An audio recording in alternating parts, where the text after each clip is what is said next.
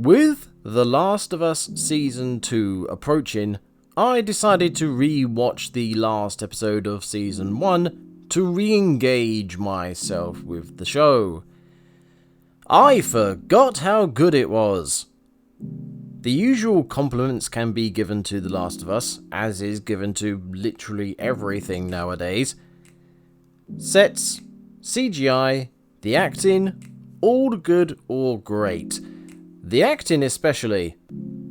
These are not the first choice of actors fans of the games would have chosen for the roles, I'm sure, but there's no doubting they put the effort in when it came to portraying the characters. It's actually the choice of characters that made me want to put this video out. As much as they weren't the expected choices, you can tell the show got these guys to look the part. Or parts, I should say. You could say that for the whole show, in fact. The Last of Us TV show does stray from the original narrative occasionally, but even then, you could still call it faithful to the game. I'm being massively vague here, I know, but that's because there's bound to be people watching this who haven't seen the TV show. As someone who knew nothing about the games before, I highly recommend watching the show, then watching people talk about the show and game comparatively. It's fascinating seeing what they kept, what they changed, and the potential whys. Again, leading me right back to the point of this video. Joel looks pretty close to Joel. Ellie looks pretty close to Ellie. So on, and so forth. Then we get to Abby for Season 2, and I don't know about you, but this casting choice seems off. Is there a reason for this? I think there might be. And for that I'm going to reference a few other pieces of media for comparison's sake. Starting with one that's more within my field of play. In the lead up to his 2019 film, an image was accidentally released of burning Godzilla. This was a worrying thing to find out, because the last time fans of Godzilla had seen his burning state was in 1995, when he died.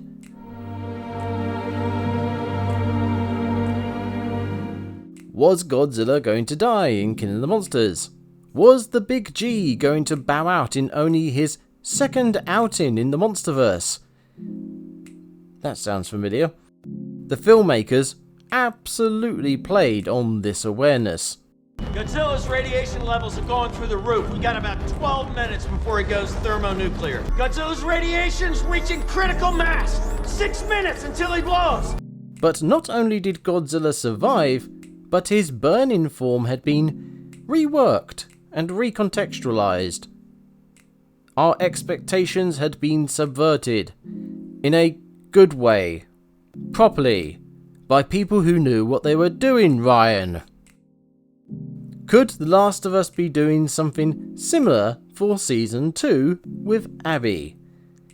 Yes, because we've already seen a willingness to make changes to the narrative from game to show, and I'm sure this willingness would only be spurred on with knowledge of the reception of The Last of Us Part 2, the game.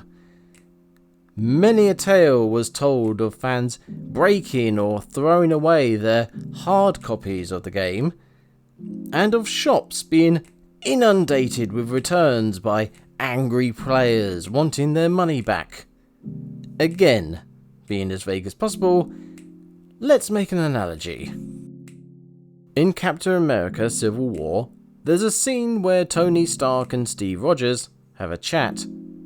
They are two strong personalities we have seen developed over many films, and we as audience members felt like we knew what to expect from them. That expectation was the very reason we were excited to see these characters butt heads over their values, beliefs, and moral stand-ins.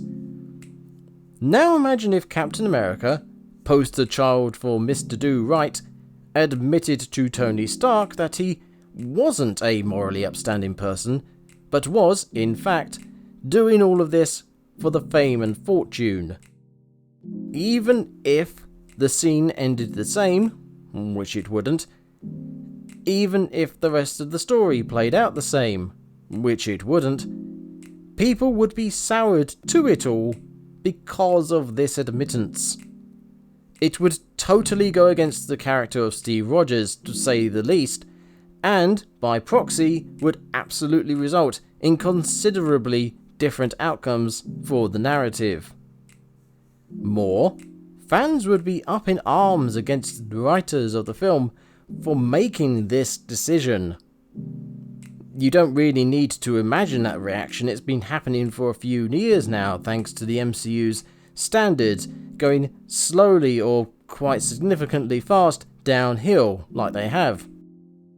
Now imagine that reaction to The Last of Us Part 2, to the point people playing the game cheered when supposedly friendly characters died.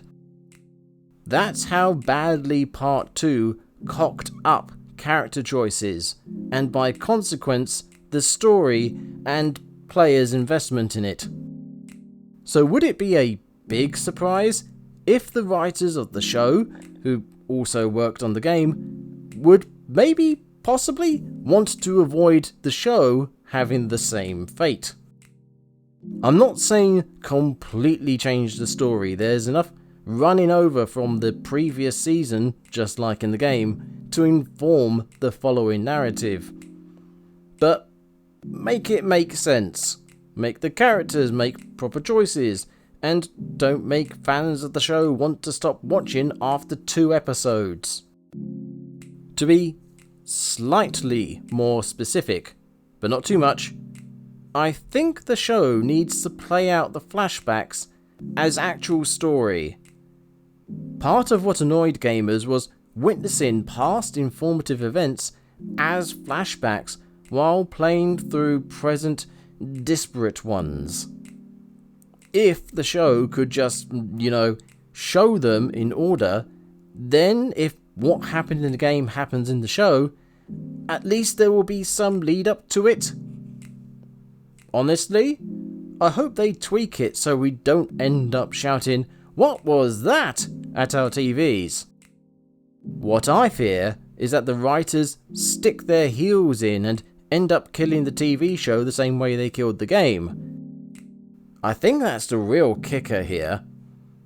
The game appears to have died a violent death thanks to the writing choices with no hint of a third game in sight.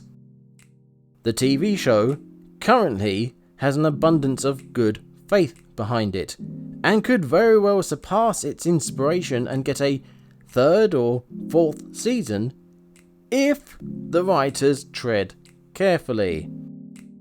Based on what we've seen so far of spoiler images and teaser trailers and whatnot, I'm crossing my fingers, but I'm also not holding my breath.